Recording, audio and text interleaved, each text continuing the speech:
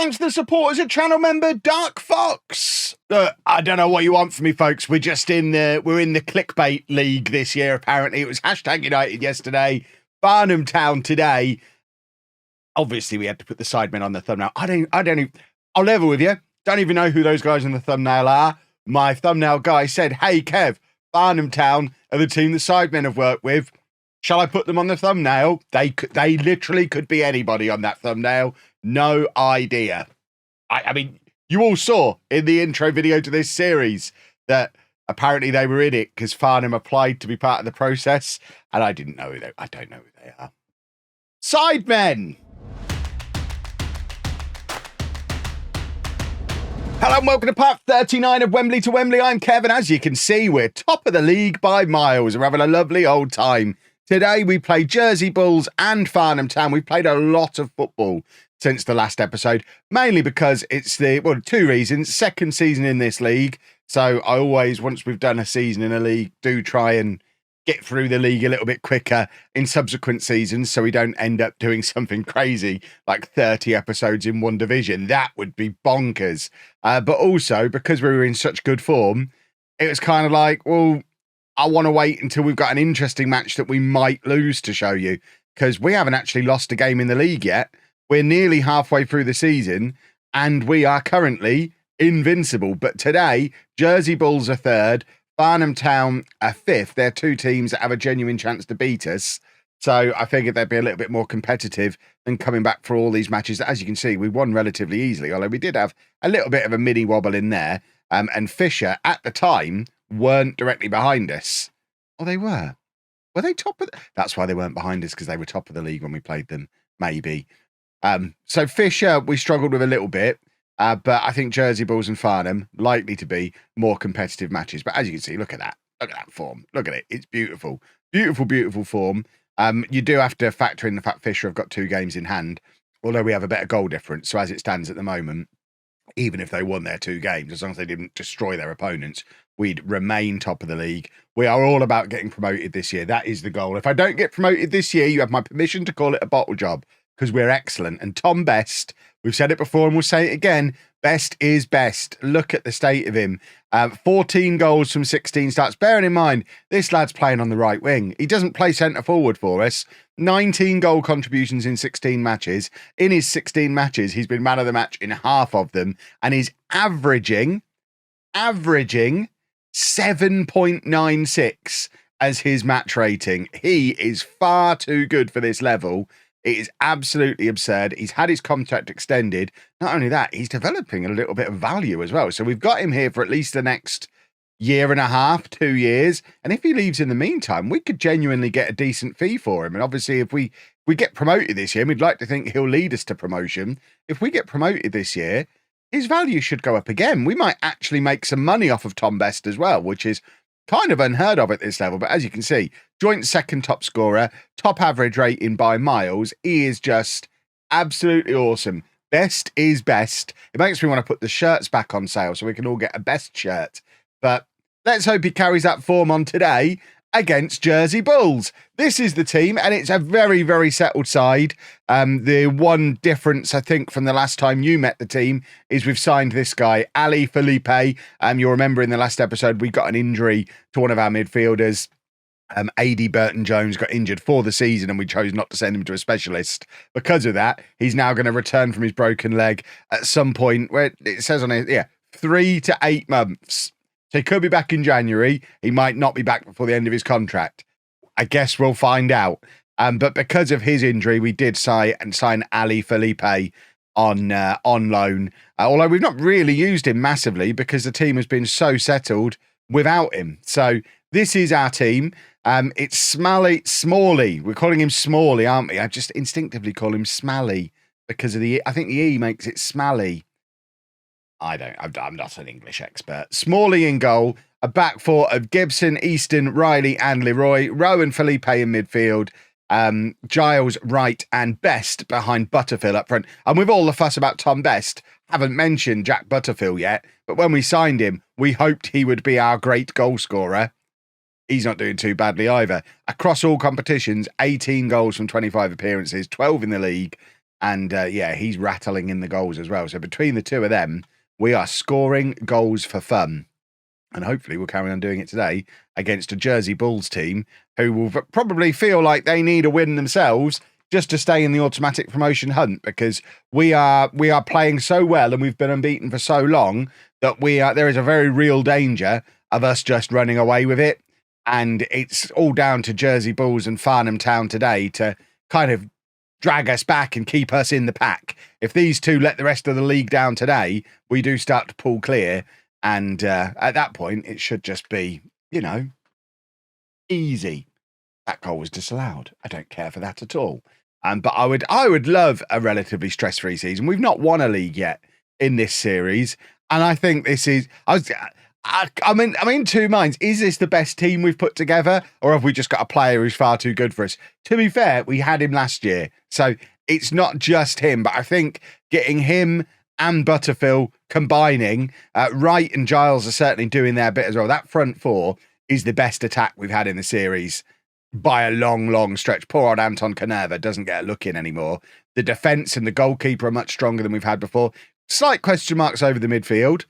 It's been a little bit of a rotating cast in there. We've had injuries, we've had suspensions. I'm not completely confident in that midfield too, but the rest of the squad, the rest of the team is so good. The defence and the attack in particular are so much better than what we've had before, that at this level, you can afford to have parts of the team that aren't great. If the whole team was great, you wouldn't be at this level, would you? That's a logic I'm going to apply to it. Smalley collects the ball comfortably, all 6'4" of him. Love having a big boy in goal. He's been absolutely awesome for us this season, and he lumps it forward. Not really got the memo about the control possession system that we're using. Lumps the ball forward, and it comes straight back, because what we don't have, apart from Smalley, is any major physical presence throughout the rest of the team. And I think it's demonstrated when we do stuff like lumping the ball forward, it does just come straight back to us. There's a reason he's on an instruction to distribute the ball to his centre-backs and play out from defence. It's because the average height of the team is probably about 5'10". We can't compete physically at this level. We have to compete with our skill and our ability to pass the ball around players, run past them, and just generally be better at football, just without having the big physical specimens. We've given the ball away again there, and Jersey are actually in here, and this is quite problematic, and they have scored. I mean, are they not jet-lagged after flying in? Is that not a thing? Is it the same time zone? Jersey's basically France, isn't it? They shouldn't even be allowed in this league. They should be playing in the French league. This is unacceptable. I'm writing a letter to the FA if we lose this one. We've been invincible all season long.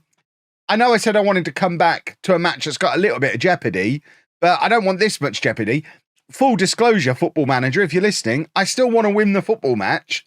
I just want to give the impression to everybody that we might lose it. This is not part of the plan. We've only had one shot on target. We're demanding more. This is the worst we've played all season, really. We're just not really creating anything. Tom Best from the left-hand side, crosses looking for Wright, but can't find him.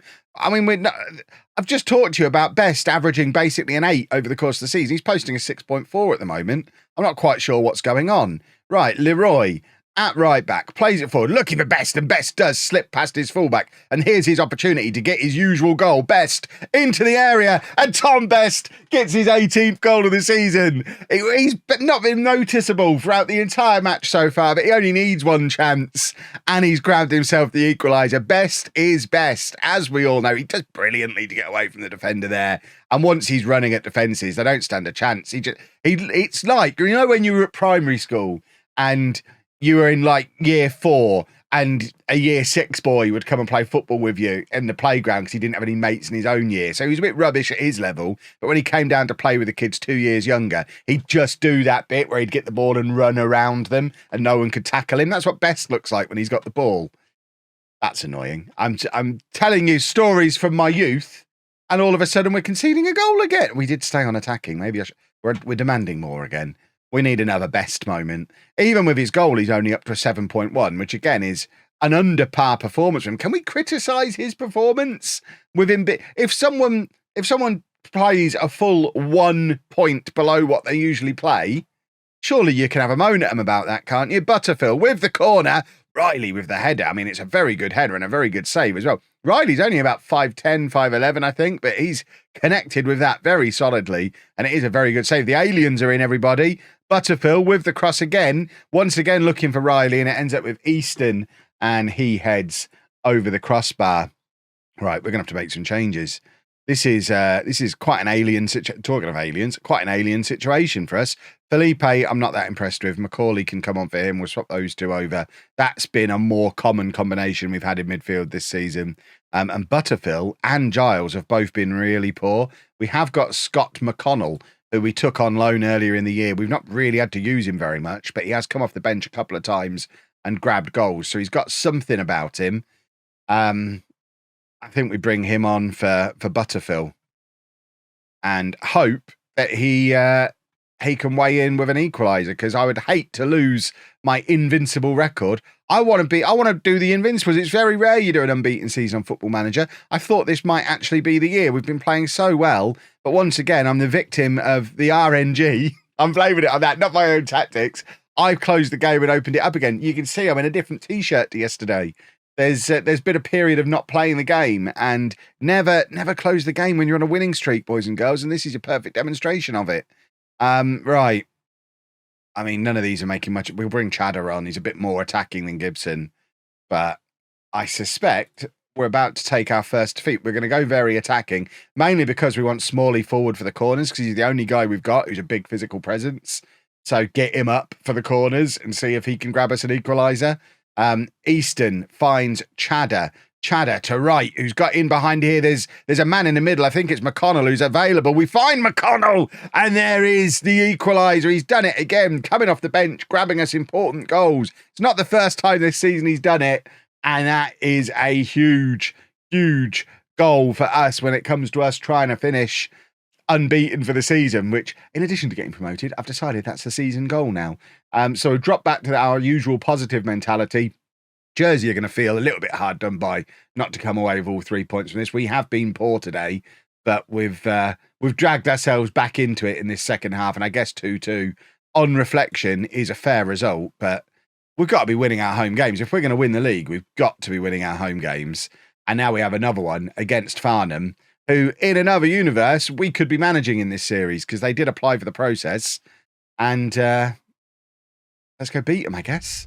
Right, we made a few changes for the Farnham game. Firstly, Leroy is suspended. Again, he seems to be suspended a lot, but he's suspended. So Wood comes in at right back. And with him being a bit more defensive, I've brought Chadder in at left back, who's a little bit more attacking, just to try and keep some kind of balance with players running out of the back four.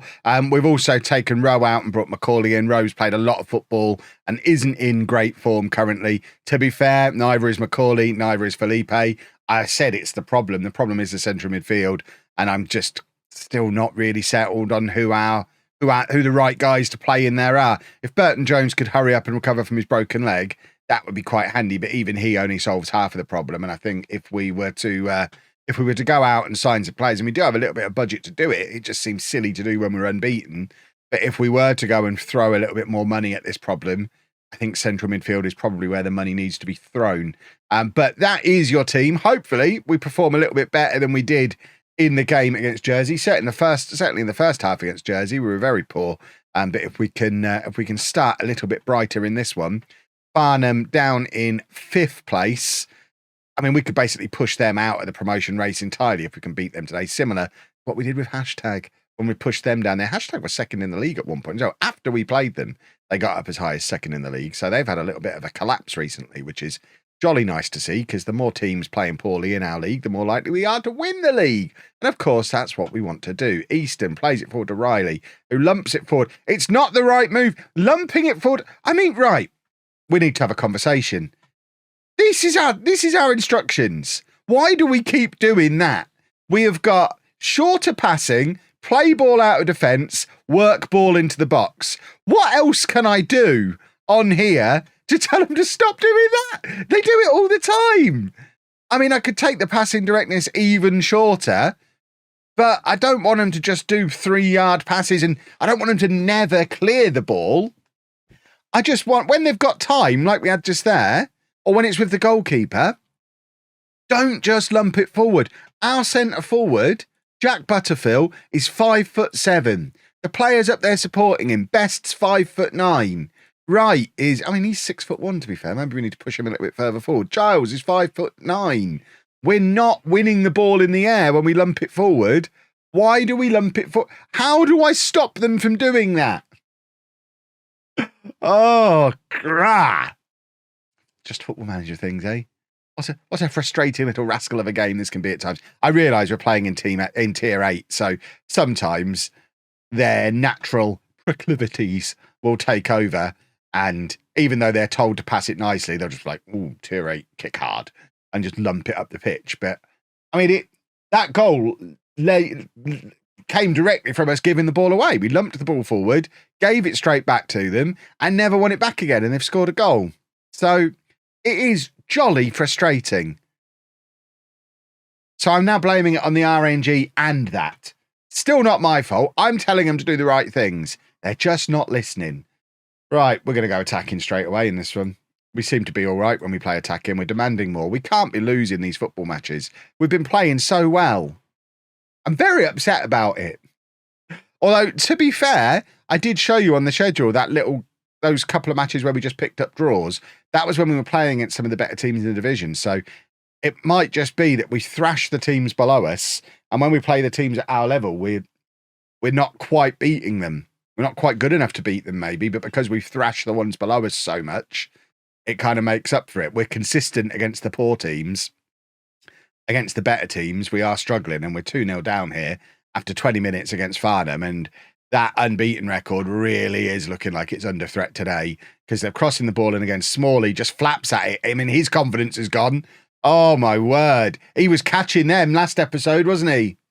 He's been catching them all through this run. We did get a little message in the inbox come through just in between these two matches saying that we'd just set the record for the longest unbeaten run in Isthmian League history, which, again, you put an asterisk on that because it's history since the start of the save. I imagine in real life there have been longer unbeaten runs. But we are on a long unbeaten run. We've just broken the record. So it could just be Football Manager has... Again, I refuse to take the blame myself, but Football Manager has decided, oh, you've now broken the record. You can lose now. No, I want an unbeaten season. What do I have to do to get an unbeaten season? This is so out of character for how we've been playing. Ooh, it makes me cross. Right, I guess, what do? We don't really have much that we can do. We've got McConnell as the only attacking player on the bench. We could swap Rowe in the midfield, or we can switch some defenders around. This is the problem oh my word, this is the problem when we're playing with a much smaller squad like we are this year. We don't have much in the way of depth options. We never signed a second left winger when we got Giles. We've got Raheem Best, who that Best isn't Best. When we've played him, he's been better as the attacking midfielder rather than the left winger. We don't really have an alternative to him. Canerva theoretically is the reserve in other positions. We have got those other strikers that we brought in the summer, that we've Jones and the other guy, who I've used so little I can't even remember his name. But, Butterfield's scoring so many goals. Maybe we need to have another striker on the bench. I don't know. McConnell's done all... You saw in the last match, McConnell does all right when he comes on. Do we bring him on now? My head's gone. I hate it when it feels like the game is turning on you. I can't stand it. I'm not doing anything differently. We've just had, a 20-match unbeaten run.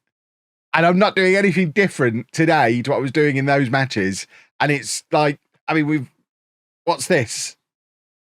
We've had 0.26 XG. We've had one shot on target. What's going on? What's different? I don't understand.